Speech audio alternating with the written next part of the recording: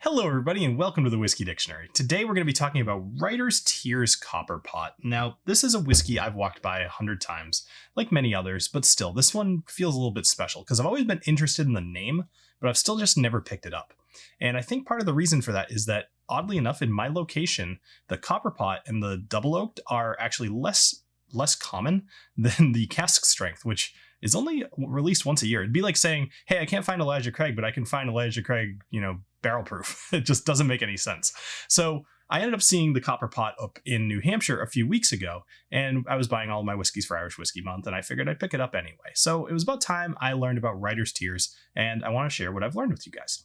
So first off, the name. Right? The name Writer's Tears it's just kind of an homage to the Irish writers that used to hang out in pubs and still probably do and just write. It's they're putting their blood, sweat, and tears into a book, and that's the idea. So Bernard and Rosemary Walsh, they are the founders of the company that started this, and they started a company called the Hot Irishman Limited.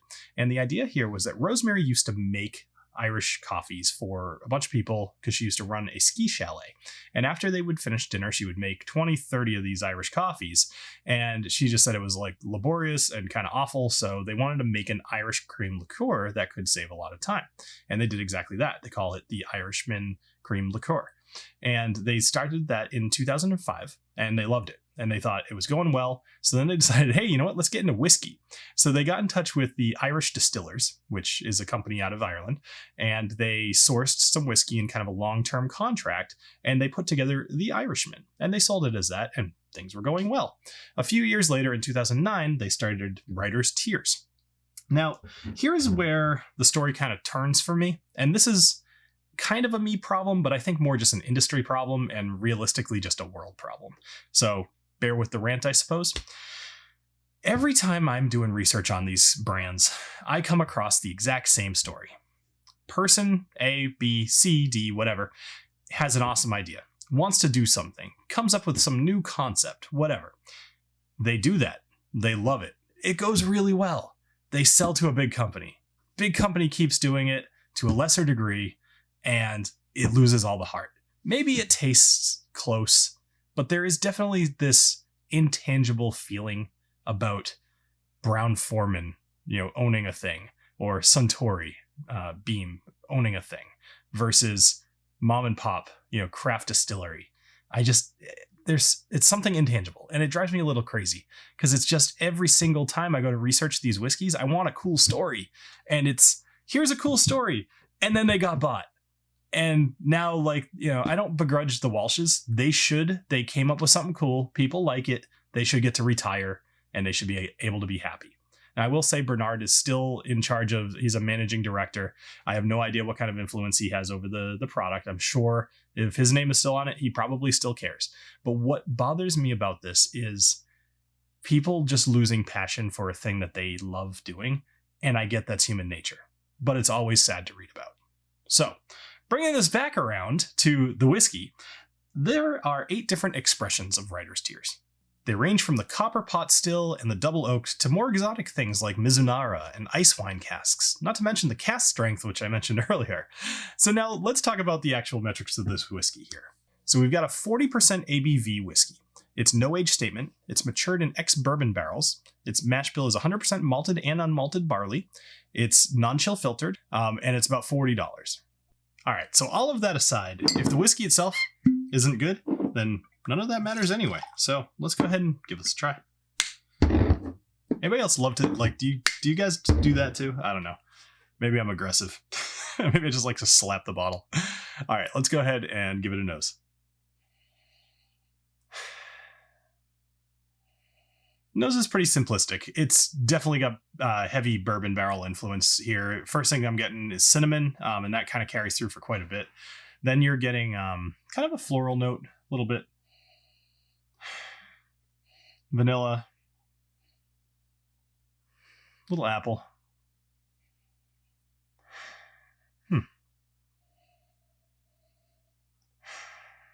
Yeah, that's mostly it. All right, let's go ahead and have a taste. Cheers. And I'm filming this on St. Patrick's Day, so happy St. Patrick's Day.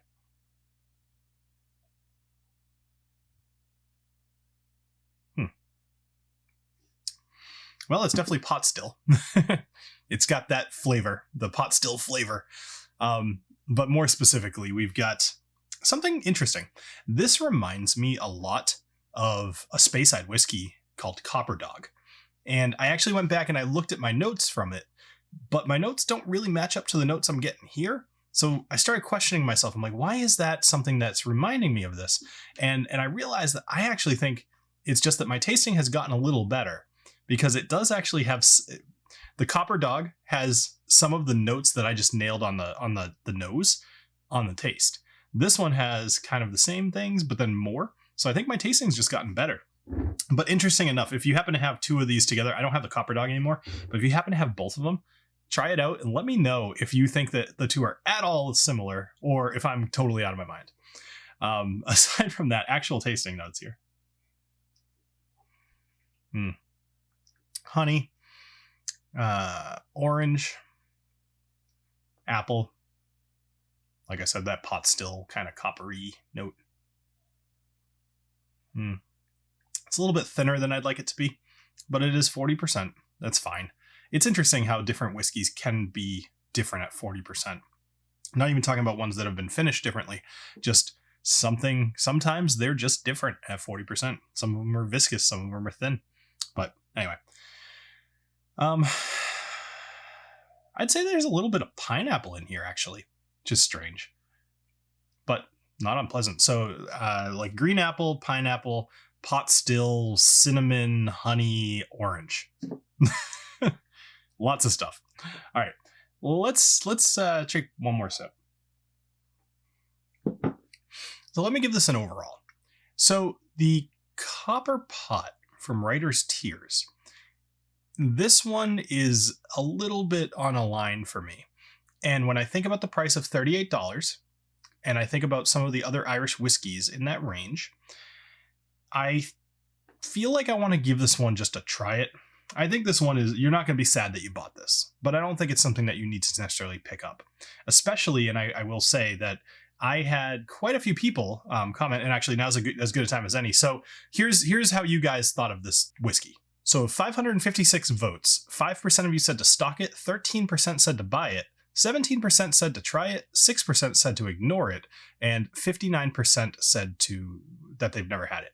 Now, I think that's interesting because I obviously feel the same way about trying it. So interesting. But a lot of people have told me that they actually thought that the double oaked was better. And, a couple of quick little things here. So a few people said the same thing. Okay. Anyway, so as I said, try it. That's my final verdict here. Just going to say thank you to all my patrons who support the channel. Make sure, if you guys haven't checked it out yet, I've started another channel called Dungeons and Drams, where I'm playing a D&D game with a few other whiskey tubers. It's really fun. We just had our first episode this last Monday, and we have number 2 coming up on Monday the 24th, I think. So make sure you check into that. It's on Monday night, 9:30 p.m. Eastern. All right. If you are interested in some, let's go with that Copper Dog video right over here. And if you are interested in some more Irish whiskeys, check them out over here. All right. Have a great rest of your night. Cheers.